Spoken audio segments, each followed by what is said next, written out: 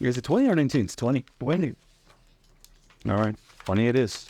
Can I get a 20 twin? We call this a little twin. So we're going to start it. What movie is that? Exactly. That's why we started that way, because I knew you didn't know. Let me know when you're ready to shoot. Ready. All right. All right, Ernesto. Let's see if you can guess this one. This is a hood classic, Hollywood classic, and your favorite, everyone's favorite rapper was in this movie. Everyone's favorite? Everyone. If you like rap, hardcore rap, and cinema, he's in this movie. My favorite actor rapper is Tupac, period. Okay, not him. Oh. Can I get a 20 twin? That's a famous quote in this movie. I don't know it. All right. It's one of the next Friday movies. Ice Cube. Ice Cube? Yeah. Wow. It wasn't him that said it. I think it was like the pastor or somebody in the movie. To be honest with you, I watched it like 10 years ago. Ice Cube is not even close to my favorite actor rapper. Not even close. And I don't even know that many. All right, no, but he has. Let's talk about that. Who are by the way, welcome to episode 20 of Dad's House Podcast. Right now, let's just get into it. I know we're going to talk a little bit about the real estate market. We're going to talk about what the fuck is happening with mortgage rates. We're going to talk about your crazy kids and my crazy kids and what we're dealing with that. But more importantly, let's talk about Ice Cube or rappers. More importantly, let's talk about rappers in movie cinemas. You said your favorite singer was Tupac in Hollywood? Yeah, so if somebody who's coming out of the rap world that transitions to acting, I don't know that anybody beats Tupac. Name 2 movies that Tupac was in. Juice? That's that was his first one. And oh my God, I'm forgetting the name, but the one with Janet Jackson. I knew you would forget. Who? The one with Janet Jackson. Oh.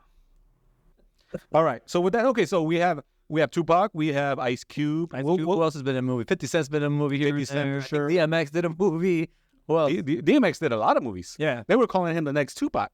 Who else we got? I think those are like the I'm sure there's more. I'm sure there's a ton more. I'm sure if we go back far enough, there's a ton more. So let's ask the audience, who is your favorite rap musician turned actor? Andre 3000. He was in a couple of movies. Outkast. Outkast. Name one movie that he was in. Yeah. Little Bow Wow. Oh yeah, Little Bow Wow became an actor. Yeah. Who else? You know what? What's his name? Yeah. Anyways, we'll go through this thing. All right. So let's get into this real estate stuff. What is happening? Are you aware the percentage of canceled escrows for last month across the U.S. for all new escrows that opened? They canceled. What percentage of transactions fell out? I don't know. But you have transactions. Did you have any escrows that fell out? In your pipeline? I've had one client back out because the property repairs were not.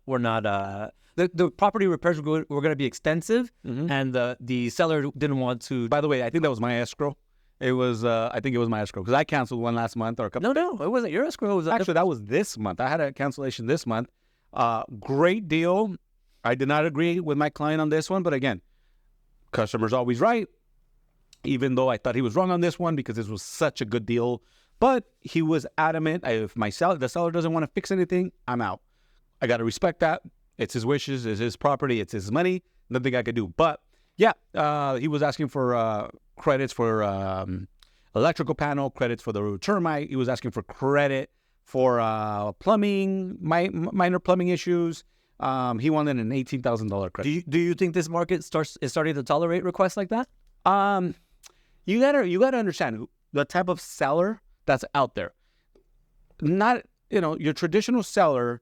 First of all, there's a low inventory of homes on the market right now. Right. And what that means is the only people that are really on the market right now selling their houses are people that need to sell, whether it's, job loss, divorce sale, truly need to sell, right? So in many cases, there's a little bit of leverage potential if you're a buyer to ask, hey, I need a credit for this, or I need closing cost help, or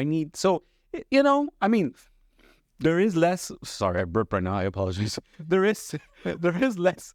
I've been drinking water. Sorry. No, but there is less sellers. So those sellers are out there. I'm not saying they're desperate. They just need to sell. So, but at the same time, they're kind of acting. Forgive me, but they're kind of acting a little bit prima donna, right? Like the sellers themselves are like, or are we stepping out of this? But the sellers, not too long ago, we were talking about sellers who were like, buy my house, buy it for $40,000, $50,000 over, and you're going to take it as is. And guess what? You're going to have to pay me to buy my, that kind of stuff. Yeah. It's definitely not that market, but Not that market anymore. definitely not that market. But, sellers, like I have 2 properties on the market out there right now, right? Well, actually one in escrow, and, I gave up concessions. I did. I paid for $5,000 in closing costs because I wanted to assure that I closed within a timely manner before my next payment. So I took a lot of stuff into account. That's one. But in some cases, sellers need to sell. They need to net a certain amount. And sometimes when buyers start asking for, I don't want to say ridiculous, but they start asking for a substantial amount of credits and this, sometimes, you hit the wall with certain transactions. Here's a little known fact that I've seen over and over and over again in my career. When you have 2 good realtors on any given transaction, you have both. Let's say the experience level high, the motivation level is high, the professionalism is high. Everybody's kind of on their game. Then your likelihood of coming out of like tougher negotiations goes way, way up. Because the secret to why that happens is you have 2 experienced people on either side of the transaction in the realtors, and they bring each of the parties that they represent, they bring them to reality instead of letting them linger on stupid things like, oh, don't worry about it. That buyer will do whatever the hell we want. Or the buyer thinking, don't worry about it. That seller will give us whatever the hell we want. It doesn't work like that. Well, every transaction is just like, dad's house, your own. It's case by case, child by child, right? So every escrow, every transaction is case by case. I don't ever assume, I don't ever, put my opinion like this seller's going to do this or this buyer. No, because it's case by case, right? My client for $400,000, it was buying a great property, 3 beds, 2 baths, San Bernardino County and San Bernardino, and a vacant lot attached to that primary home. Vacant lot that you could build an additional home. The value of that land was probably $30,000, $40,000. My client did not care about that. The buyer did not care about that. He said, nope, I want these items fixed or a small credit of $15,000. I told him, what if I get you $6,000, $7,000? No, I want this or I'm out. So he was a little bit hard-headed on that. There's not much I could do. With that said, the percentage of escrows that canceled in the month of August across America was almost 16% of escrows. 1 of 7. So you said one of your deals, you probably have about 7 deals in the pipeline. I don't know. But 1 of 7 real estate transactions canceled. That's a lot. Wow. In the month of August, right? But why is that? Why do you think that is? Rates. Probably somebody experienced a rate hike that they didn't see coming. Sure. And maybe that they bounced out of the transaction for that reason. I think the rates and the consumer confidence is the reason that I believe. I think, when a buyer starts their home search, right? They get pre-qualified, they go through the process, they kind of have an estimated idea what the payment is. Maybe that could have been 35, 45, 60 days ago. And now in August, hey, we got our offer accepted, right? Great, good deal. What's happened in the last 60 days? Rates have jumped. They jumped a little bit, right? Maybe 0.5%, maybe a little bit more. We're probably up to nearing the 7.6 range right now on a 30-year fix. By the way, Ernesto, in my 16 years in this industry, today's rate is the highest that I've ever experienced since I've been in the industry, since 2008. Oh, by far. By far, right? Yeah. So I walked into this industry by accident in 2008. I didn't know what I didn't know. I had no idea. I didn't know anybody in the industry. Had somebody told me the market crashed, bro, you should go get a job, I probably would have listened. But again, I believe the rates are the highest they've been in over 20 years. I think that's the headline in the news. Yeah. And for me, I've been in the industry 16, so absolutely. So it's new to me, but I truly believe it's consumer confidence when they see that estimated, or now you're an escrow, this is your payment. What the heck, right? I thought my rate was 0.5% lower, or maybe I don't want to have this type of mortgage with.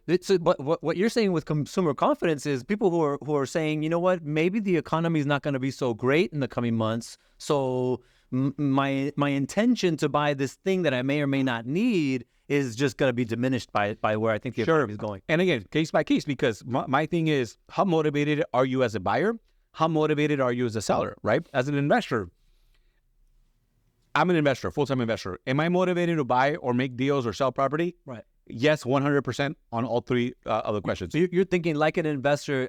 I try to, when I talk to my clients in Reels and in person, what I try to communicate is not like what are wealthy people doing. And like I try to go back to Warren Buffett. Warren Buffett is supposedly like the nicest billionaire we have, right? But I try to talk to them not from what Warren Buffett would do, because nobody's Warren Buffett. We're not Warren Buffett is Warren Buffett. I try to talk to them from where they're coming from, right? And if they're feeling like the economy is not going to be so great for them, because they're not thinking about what Chairman Powell is saying. They're not thinking about what necessarily is coming out of this economic's mouth or that economic's mouth. They're not thinking about that. They're thinking about chances of me holding on to my job, and my chances of me getting a raise, chances of my bills going up or down. Are my kids going to go off to college? That's the kind of stuff that they're thinking about. Yeah. And if they feel almost intuitively that those pressures are going to come down harder on them in the coming months, they're going to be less likely to pull the trigger on us. I got a question. With what you're saying, I thought about this. Let's say, Ernesto, you make six figures. You make your household, you and your wife, you make $100,000 a year in income. Let's just say ballpark, okay? Scenario, case study here. Yeah. You have a $500 car payment, and your other car's paid off. Yeah. Okay. You have a kid off to college. I don't know what that monthly nut is, but you have that payment, and then whatever your cost of living is. Would you buy a house today? Let's say you qualify for $550 and you're at your $100,000 salary. Would you buy a house today as a first-time buyer, FHA, making $100,000, and given all the other facts that you know, your payment for college for your kids, your overhead, monthly net, whatever that looks like, and a $500 car payment? Yeah. Would you buy a house? That's an if, right? Of course, because the first thing most people are gonna consider are where are rates, and then the next thing they're gonna consider is where does that put my payment relative to my overall income right now? Can I afford to do that? Right? Can you at $100,000? Well, on paper, to me that might look fine, but I'm here to pre-approve you. And I tell this to my clients all the time. I'm here to pre-approve you, and I'm going to tell you what your maximum amount is. That doesn't mean you go to your maximum. That means this is where you can top out. Right. And you, because I don't know if you like spending money on Vegas, or I'm not going to know that kind of stuff from you. You have to determine what is within your budget. That's you, buyer's responsibility. I think somebody who's making $100,000 and has a good like a lower debt level right now, and is overall sitting in a pretty good financial situation, meaning exactly that their debt's not out of control, then $550 would seem reasonable to me. So yes, would be my answer if the right situation is there. Sure. If that same question was asked to me, I probably wouldn't. Right now. I'd be scared with a 7.5% rate at a $550,000 sales price. What payment is that? Like maybe $4,000, $4,500? Depends on your down payment, but yeah, it's FHA. Yeah, about $4,000 and change. That plus a car payment, plus my kid in college, plus my, discretionary income. I want to play golf once a week or once a month. I don't know if I could do it. Yeah, I don't know if I would be able to do it. But I think that's what's happening with the marketplace. Look at it this way: the clients that I have in the pipeline right now are in and around that range, and I can't think of one in my mind right now that it shouldn't be at peace with that decision. But that's them. Yeah, that's them. By the way, the people who aren't in my pipeline, it's probably for a reason. Right. They're not at peace with that decision, so they didn't pull the trigger. Yeah. By the way, I'm not making my housing decision based on golf. I was just giving examples of hobbies that I do. But I don't know any decisions based on golf, man. None.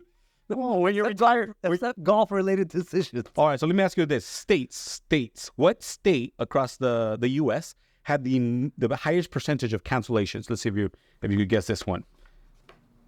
I don't know. There's a famous song, world-renowned singer. World-renowned. I think it actually made a movie. Actually, the guy who played the guy won an Oscar, I think. Georgia. Stevie Wonder. It's not Stevie Wonder, bro. Ray Charles. Oh, yeah. It's Georgia. So Atlanta, Georgia, city. Horrible. I said Stevie Wonder. That's bad. That's pretty bad, bro.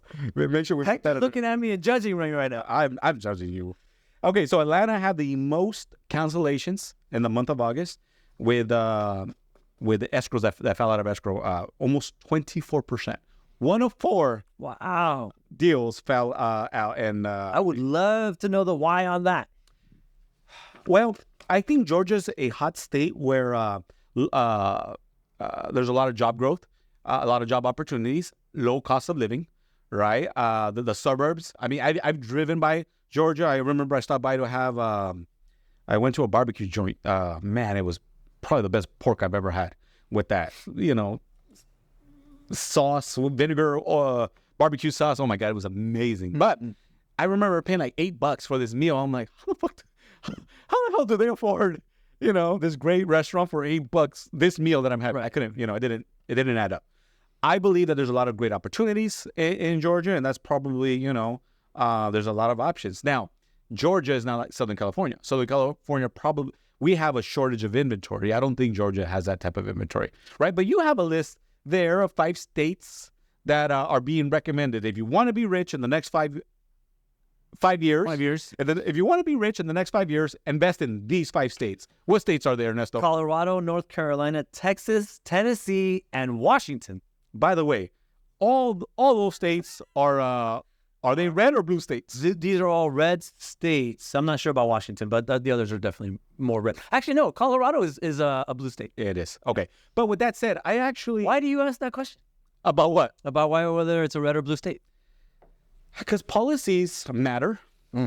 Policies and decision-making in states matter. For instance, California. How many people did we lose in California in 2021, 2022? Because of decision-making here in our government. I'll take that as a percentage and not as a number, because the number sounds awesome. If I told you 1 million people died this year, and then I told you it was in a population of 1 billion, then 1 million, it's still 1 million people. But yeah. You know what I mean? We don't need those 1 million people. Is that what you're saying, Ernesto? I'm not saying that at all. As a matter of fact, never mind. I'm not even gonna. No, so let's get into okay. I know where you're trying to go. You're trying to go down a rabbit hole of As a politics. percentage of our population, we lost almost nothing.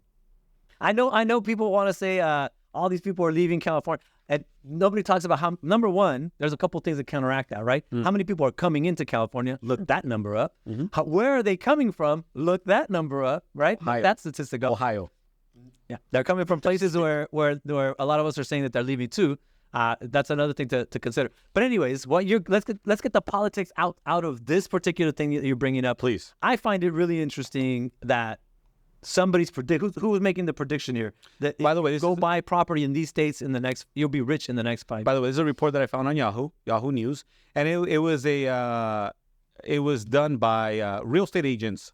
It's a study by real estate agents. So yeah, it's not Wall Street Journal. It's not Bloomberg. Sorry. No, but I mean, who are these real estate agents? What did they, are they known for understanding real estate from a macro level really well? What? This is where we get introvert, data-driven Mr. Ernesto. By the way, these are great questions. This is a great comment. Great questions. They're questions that need to be answered. I agree. I want to know why they think these 5 states are so good. Yeah. So, I mean, can I just say something? Please. I lived in Texas for 4 years. I love that state. And you're going to say, but it's a red state. I don't care that it's a red state. There's plenty of people in Texas that are so cool. That if you want to drive past amazing, and when I say amazing, I mean Battles, California, amazing scenery. That's how good Texas is in terms of there's no what you're beaches going to see in Texas. There are beaches in Texas. Oh yeah, There's a whole the Gulf Coast. Yeah. All right, so let's talk about it. Do you believe this is a really good data-driven study, or is this just some propaganda by you would have to convince me that in these 5 states and anywhere else, if you buy there, then what's going to happen is your equity growth is going to be amazing. Yeah. Right? Yeah. Which typically that's something that you would credit a state like California with, which is why people still buy rentals here a lot, because even though we don't see the ROI on rents, we see equity growth at a much faster clip than other states too. Yeah. So what's going to happen in these states in the next 5 years that allows for that kind of equity growth? Or the other side is maybe the rents are going to get out of control and you're thinking you're going to get rich off rents. I doubt it. Yeah, I don't know. I mean, I read and I have had clients recently that want to relocate to both North Carolina and to Tennessee. Me too, for sure. North Carolina and Tennessee. I used to have family in North Carolina, right? It is definitely a growing state. By Wilmington, Raleigh, and Smithfield, and I visited there and I took a look. I'm like, wow, this is definitely different. I love the housing. There were, estates going for like $400,000, right? Again, this was, 10 years ago. Who knows where that real estate is now? But with that said, I'm hearing the same with Tennessee and certain pockets. Tennessee's another beautiful state, right? Beautiful state. A lot of our friends here have visited there for thinking. What do they go there for? Nashville, yeah, but Nashville, Tennessee, right? Thinking they're Elvis. I've driven all the way. It's been a long time, but I've driven all the way through Tennessee. Oh my God! Yeah, I was Just that's like one of those things where you're like, this is just beautiful country. Yeah, so there's a reason behind it. I don't know what the reason. For me, I'm still a fan of California. I'm going to stay in California for as long as I possibly can. You're going to move to Montana and buy a gunship or what? Maybe. I would love to have some land. I would love to have acres, ride my ATV and ride my horses and go like bear hunting. But I'm not sure. Again, that's when I retire in my golden years. We're not there yet. Down the road. Yeah, down the road. But with that said, Ernesto, I do want to talk about another report that I saw. New home sales dropped drastically, over 8% this month. New construction, new home sales drop. If you really think about it, low inventory, right? Right now is the perfect season if you're a builder, if you're a developer of land, if you're a KB Homes, or Lennar Homes, these home builders, you have no competition with resale inventory, used homes, if you will, right? Used cars, but used homes, if you will. Why would new home construction be lagging in sales in a market? Are we talking about sales or construction? We're talking about sales. Sales up. Okay. Yeah. They dropped about 8% in the month of August. I mean, brother, everything I hear, real estate, escrow cancellations, moving out of state, some of those states are down 20% already, right? We can't really compare it to California, but I mean, that's a true Austin, Texas. Their real estate supposedly is down over 25% values, right? For year over year. I mean, that's pretty drastic, right? So, but on the other side of that, just a year or two ago, Austin was the hottest market, I think, in the country, maybe next to only Miami area or something like that. I agree. But Austin was just... Is it safe to say what goes up usually must come down? If you see that much heat in one market, you're going to expect sometime in the future to see a big drop in heat as well. I agree. And I think that's what happened in for sure, Austin, Ohio. The Miami-Dade area. Las Vegas, Arizona, right? I have friends, realtors out there, and their market's down, 15, 20%, Okay, so new construction sales are down. What one or two things would you share that can bring that story, not whole, but that would make sense to why we're down 8% on new construction? I'll give you my insight on why I think new construction might be down. Number one, as Americans, we started coveting, even though our families are typically one or two children in the United States, for whatever reason, not for whatever reason, because we could, bottom line, we started coveting larger homes, bigger square footage. In fact, if you look at a lot of the new construction, it sacrifices the yard for adding more square footage to the house. Correct. That means good things for a builder because you can sell a house for more. The square footage inside the house is definitely worth more than square footage outside of the house. In other words, the land. And so when we started looking at home construction from I want the bigger, everything became about bigger. Well, guess what? Bigger comes at a premium. Sure. And the average American buyer has lost buying power because of interest rates. And so now bigger is probably out of the reach of the pocket of a lot of Americans, right? So if I had to guess right now, I would tell you that's a big factor, that the square footage has just outpaced what people can buy up. That makes sense. What percentage would you say it's because of the interest rates? Oh, high. It's got to be high. 50%, 70%? What would you say? I would put it probably at 70%. 70%. Yeah. Okay. I actually agree with you. I would say 60 to 70% that the reason new construction is down. But, I mean, as a seller, as a builder, what they're doing is they are, as builders, they build the construction. They're able to give concessions. Yep. They're able to offer a 2-1 buy down or lower your rate, special on the financing, where a traditional seller can't or probably is opposed to, right? So I think there's a big opportunity there if you're looking to buy and considering making a move. If you think about it, it's psychology, right? Because you just made a big, important key point in my mind. You have sellers out there who are not willing to sell because of the rate they might take on their next purchase. Correct, right? Absolutely. They want to hold on to that nice low rate. But for the sellers that are selling, the ones that you're talking about that are in the selling position because divorce or whatever, right? Those sellers are sitting on a ton of equity, and that equity is going to be a gain. It's not a capital gain necessarily for tax purposes, but it is a capital gain. You're seeing money there that you're going to be able to get to that you would not have otherwise been able to get to if it hadn't been for the super hot market for sellers, right? If more sellers thought about it like construction does, more sellers would probably benefit in the way of getting faster closings, better buyers, etc. Right? If you, for example, takes a little bit of your equity and you offer it out there, let's say your house is sitting for too long. Yes. And which you are seeing right now, some houses sitting too long. You offer a little bit of your equity out there to a potential buyer and say, I will buy your rate down by a full percent. I will buy your rate down by a 1.5% to whatever point you think is feasible. And not this 2-1 stuff. You do the math on 2-1, you're paying exactly the same unless the seller's crediting you the money. But it's still temporary regardless. Yeah. That's how new construction builders are seeing it. They know that they have the leverage of the equity they literally just built, and they have the leverage of having the in-house lender in a lot of cases, and they use those 2 points to buy down the interest rate for the buyers. Still with all those benefits and packages, I mean, hey, we'll give you a new kitchen, we'll give you a premium kitchen and flooring. Yeah. Still, their sales are down 8%. I do and truly believe that interest rates we've hit what the who knows if they're going to continue to rise, but I think we've hit the hard stop where this is where the economy, not psychologically, we're done. It's 7.5. I could be wrong, and I'll look this up right now, but I believe NAR just today has called for, and I don't know how much leverage NAR has. Not some. I'm just kidding. It's a lobbying body on top of other things.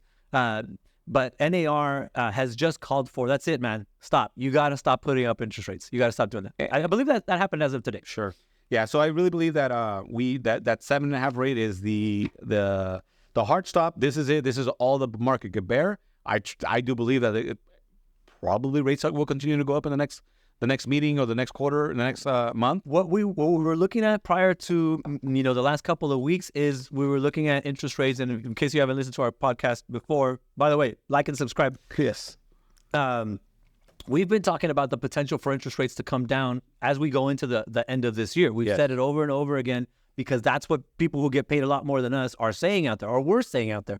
Now what's happening is you're continuing to see this aggressive talk on the part of the Fed. We could continue to keep rates up higher or for longer. We're going to do maybe at least one more rate hike. Most people predict that that's going to be the case, that one more rate hike is coming. But they have this vocabulary that they keep throwing out there. And it's not just the chairman of the Fed.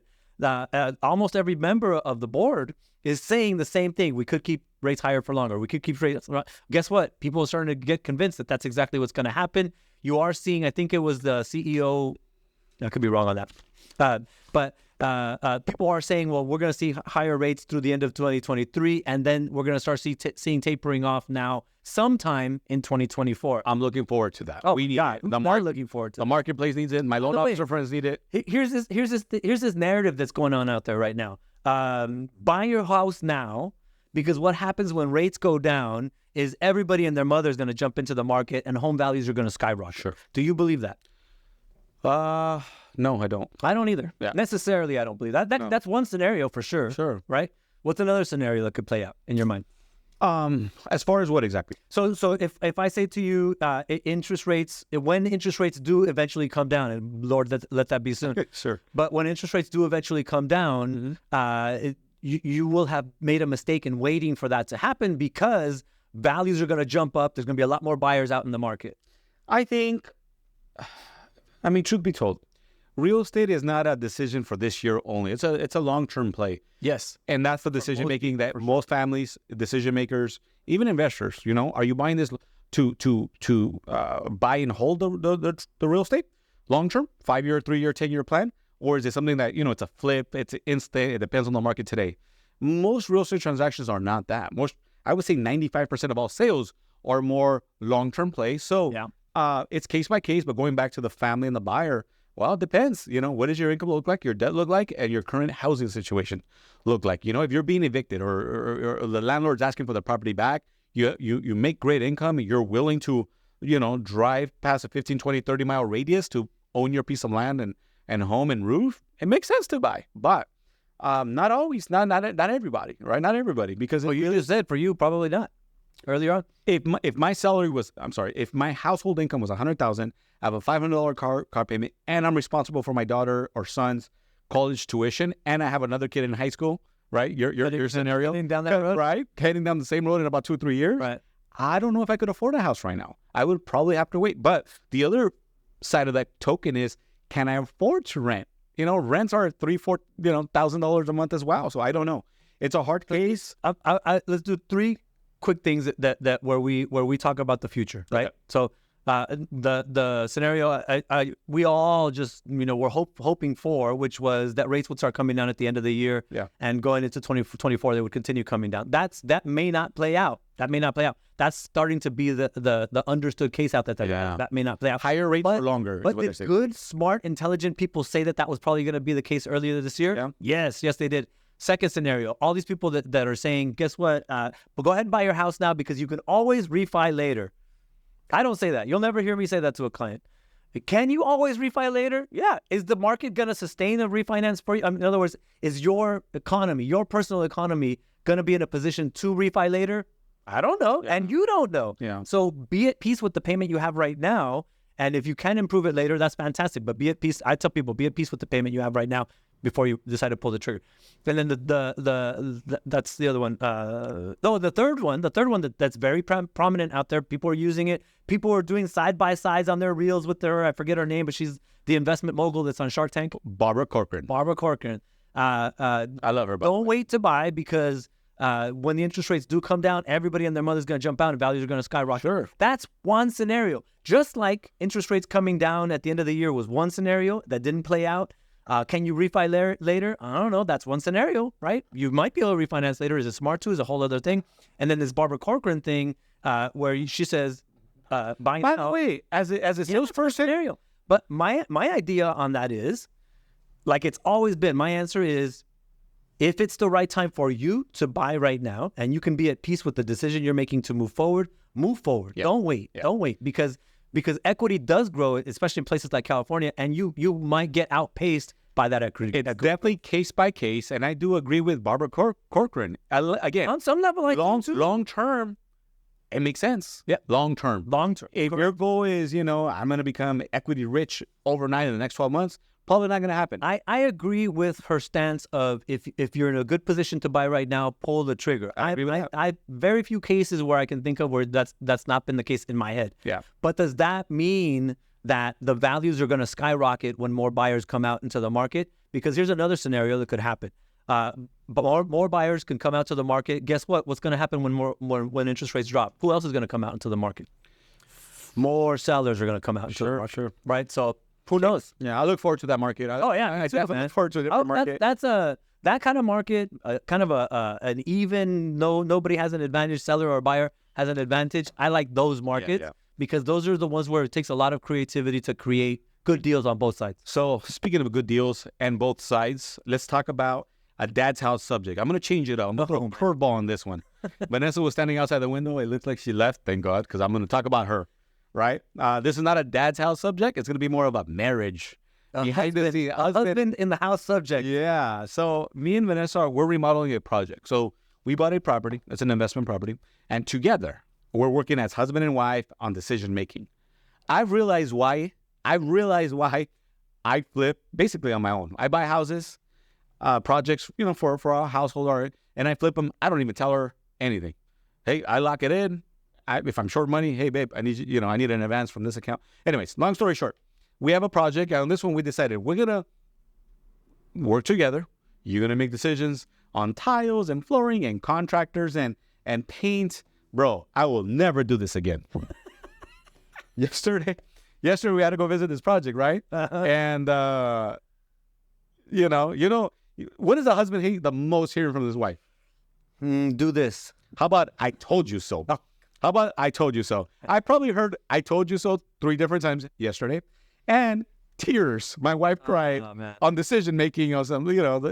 We're dealing with a bad contractor. The I told you so was, I told you we should have fired that contractor, Jose. I told you X, Y, Z. And again, I'm trying to give the benefit of the doubt. I'm fighting for the guy. You know what? She's not wrong. She's not wrong on this scenario. But don't you wish you could kill that contractor? Oh my gosh. Yeah. It's one of those things where contractors do a very important thing. What no contractor is good at is, unfortunately, they're not great organizationally. Communication, putting stuff to especially they're great at causing stress in a marriage. I know that about them. Yeah. So that's where I was going. Right. We have 5 kids. Sorry, contractors. Yeah, you know, all that means is, hey, if you're a great contractor and you have a great referrals, reach out to Ernesto. You want to be a great contractor? Do what my contractor does. Tells me he's going to call me at 5 o'clock. Guess what? My phone rings at 5 o'clock. Yep. Tells me he's going to deliver a quote at 5 o'clock. Guess what? I have a quote at 5 o'clock. Tells me he's going to budget a job and try to stay within that budget, which is not always possible, by the way, but discussion happens ahead of the problem becoming a problem. Yeah. That's a great contractor, man. Why can't more contractors operate like that? I mean, and I get it. It's you know, cost of construction, budgets, you know, you need new material or the material's messed up. I mean, I get it. But it's the communication with your client. You got to remember, we're the client. Yes. But in this case, you know, again, this is not to pick on contractors. This is just to say that I've realized why I've been a successful investor and a delegator and realtor and top producer and creator of business, because I've chosen not to and flip or invest with my wife. You know, I don't need a success. Yeah, I don't ask for her opinion. When I run into an issue or whatever, I'll process that issue solely. She'll give me great ideas, bounce some great, amazing alternatives, right? Solutions, if you will, and I move on. But yeah, I realize this property has put a lot of stress in our marriage, and I don't like it. I don't like it. Watching her cry, I'm like, oh my God, we're having lunch. Why is she crying? Right? And it's just tears. And we're driving down the freeway, and I see tears rolling down her eye. I get it. There's stuff that I can't control, and that I told you so does nothing good. Are you choking up right now? Just be serious. I'm not. But with that said, do you have anything to add on that subject? I would tell you to consider and ask her to consider the same thing. If you had no pennies to your name and she had no pennies to her name, would you still be with her? Yeah, for me, for sure. Then fuck her. And I believe, then honestly, everything else, you know, things can get stressful. Yeah. Things can get stressful, as they have been in my marriage. I'm sure that they've been other times in your marriage. Things can get stressful. And what do you want to do in stressful times? Remember that the most important thing is sitting right next to you. That house could burn down, and you're still going to deal with that thing together. Correct. It's going to be fine. Correct. It's going to be fine. So the lesson, contractors, get organized. God damn it! What's wrong with being organized? That was the lesson. Contractors, you guys are needed. You drive the economy. I mean, the biggest wealth piece for every family is their land, their property. You guys play a big piece of it, like remodeling, upgrading it, the referrals you get from it. So correct that, be a little bit more organized, communicate a little bit better, finish on time or on budget, and just maybe, you know, your business will 10x, 20x because of great referrals from people like us. Yeah, I'll tell you what, if you know contractors like that, send them our way. We're looking for them. That's it. All right, guys, with that said, episode 20 times sitting at this table talking to your ass. Jesus Christ. Shit. I can't believe you didn't know what movie that was. By the way, can we put it in the real 2020? It was somebody selling weed or trying to buy weed. I think I've seen Friday a couple of times. I don't remember that. I think it was a pastor, Bernie Mac. Bernie Mac played a pastor? He was a pastor. Oh, yeah, he did. Yeah. Or was he the bad cop? I don't know. Maybe I'm confusing the movies. But with that said, guys, episode 20, subscribe, follow us. Talk shit with us on the comments. I'm okay with that. I'll talk shit to him. Poetic justice, Jose. Remember me. Poetic justice, right. yeah. I'm sensitive. Talk shit to him. He served in the military. He will kick your ass probably. With that said, thank you guys, and we'll see you on the next one.